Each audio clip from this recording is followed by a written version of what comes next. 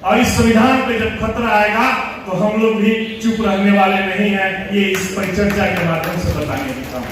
हमारा जो उद्देश्य है उसको दूसरे लोग भुनाने का काम कर रहे हैं। जिन्होंने कभी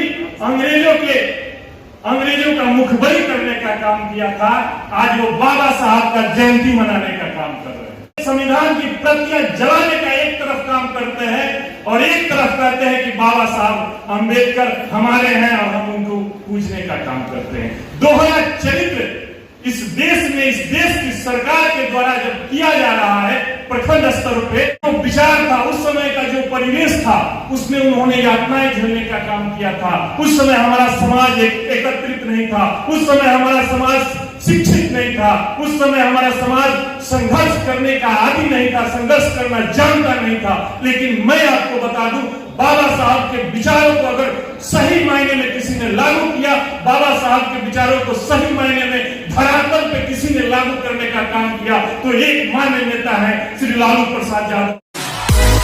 बाबा साहब के सिद्धांतों पर, बाबा साहब के विचारों पे, बाबा साहब के इतिहास पे थोड़ा सा विचार डाल करके और बाद के दिनों में जो हुआ उस पर थोड़ा सा विचार डालूंगा। बहुत ज्यादा समय नहीं लूंगा।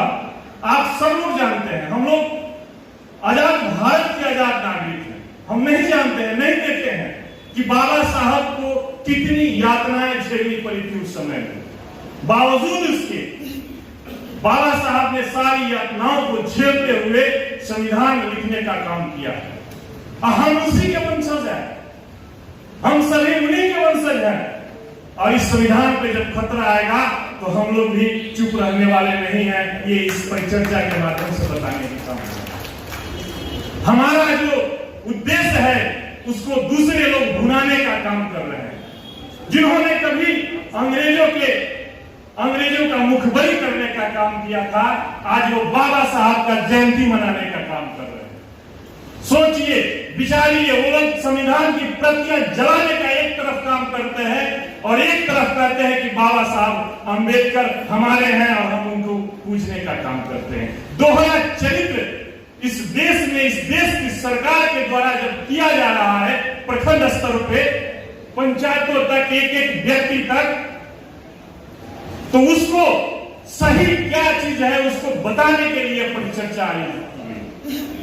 बाबा साहब ने यातनाएं तो झेली। बाबा साहब भारत रत्न की उपाधि से नवाजे गए हैं, लेकिन उतने लायक नहीं है। बाबा साहब को विश्व रत्न दिया जाए तो भी कम पड़ेगा, जो व्यक्तित्व उनके अंदर था। बाबा साहब ने हमको 3 मंत्र दिया, शिक्षित बनो, संघर्ष करो, संगठित रहो। ये 3 मंत्र को लेकर के हम लोग चलने का काम करते हैं। आखिर उन्होंने ये मंत्र दिया तो क्यों दिया? उस समय जो विचार था, उस समय का जो परिवेश था, उसमें उन्होंने यातनाएं झेलने का काम किया था। उस समय हमारा समाज एकत्रित नहीं था, उस समय हमारा समाज शिक्षित नहीं था, उस समय हमारा समाज संघर्ष करने का आदी नहीं था, संघर्ष करना जानता नहीं था। लेकिन मैं आपको बता दूं, बाबा साहब के विचारों को अगर सही मायने में किसी ने लागू किया, बाबा साहब के विचारों को सही मायने में धरातल पे किसी ने लागू करने का काम किया, तो एक मान्य नेता है श्री लालू प्रसाद यादव, जिन्होंने गरीब वंचितों को आवाज दिलाने का काम किया। इसी बिहार की धरती से, इसी बिहार की धरती से लागू हुआ। आज उसका देन है, वो समय का देन है कि हमारे जैसे व्यक्ति इस मंच पे बोलने का काम कर रहा है। शिवचंद्र राम जैसा व्यक्ति आज बिहार सरकार में मुख्यमंत्री बनने का काम किए हैं। ये लालू यादव का देन है। लालू यादव ने गरीब के बेटे को बुलाया और एमएलसी बनाया। लालू यादव ने मोची के बेटे को बुलाया और विधायक बनाने का काम किया।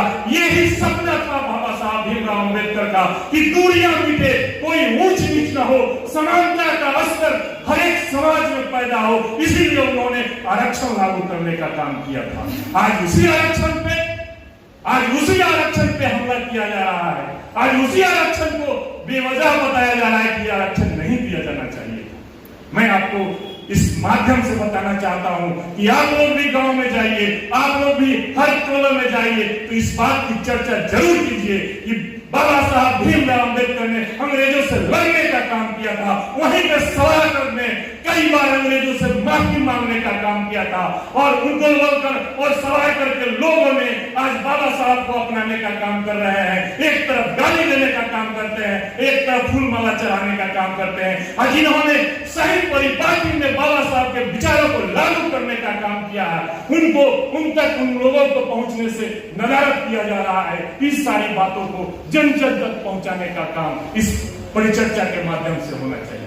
बहुत सारा कुछ नहीं करते हुए अपनी वाणी को यहीं पे विराम देते हुए मैं कहूंगा कि सरफरोशी की तमन्ना अब हमारे दिल में है, देखना है जोर कितना बाजुए का दिल में है। जय हिंद।